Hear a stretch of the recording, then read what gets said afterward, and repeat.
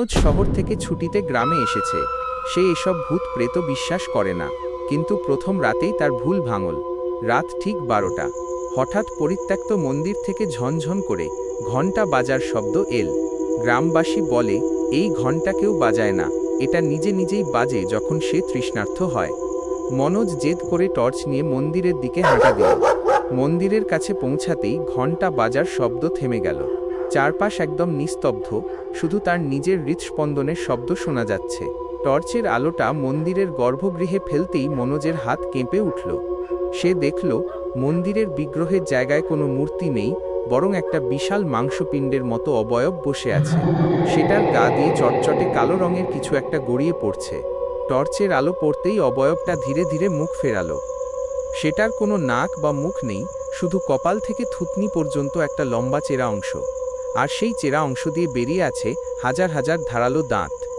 মনোজ দৌড়ে নিজের ঘরে ফিরে এল। সদর দরজা, জানলা সব ভালো করে আটকে সে লেপের নিচে লুকিয়ে কাঁপতে লাগল। কিন্তু আতঙ্ক কমল না। হঠাৎ সে অনুভব করল তার খাটটা খুব ধীরে ধীরে ওপরের দিকে উঠছে। লেপের তলা থেকে সে উঁকি দিয়ে দেখল খাটের তলা থেকে সেই মাংসপিণ্ডের মতো কুচকুচে কালো হাতগুলো বেরিয়ে এসেছে।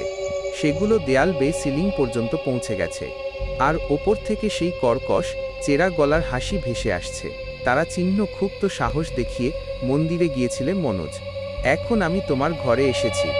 মনোজ চিৎকার করার চেষ্টা করল, কিন্তু সে দেখল তার মুখটা আঠা দিয়ে আটকে দেওয়া হয়েছে। সিলিং থেকে সেই বিভৎস সত্তাটি ধীরে ধীরে নিচে নেমে আসছে। তার সেই হাজার দাঁতের চেরা মুখটা এখন মনোজের ঠিক চোখের সামনে। পরদিন সকালে গ্রামবাসী দেখল মনোজের ঘরের দরজা ভেতর থেকে বন্ধ।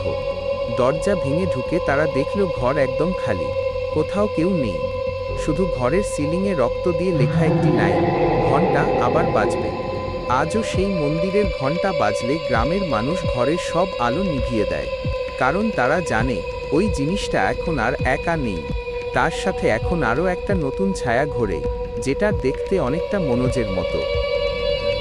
গল্প ইউটিউব থেকে দেখলে সাবস্ক্রাইব এবং ফেসবুক থেকে দেখলে প্লিজ ফলো করবেন, লাইক করতে ভুলবেন না। Thank you.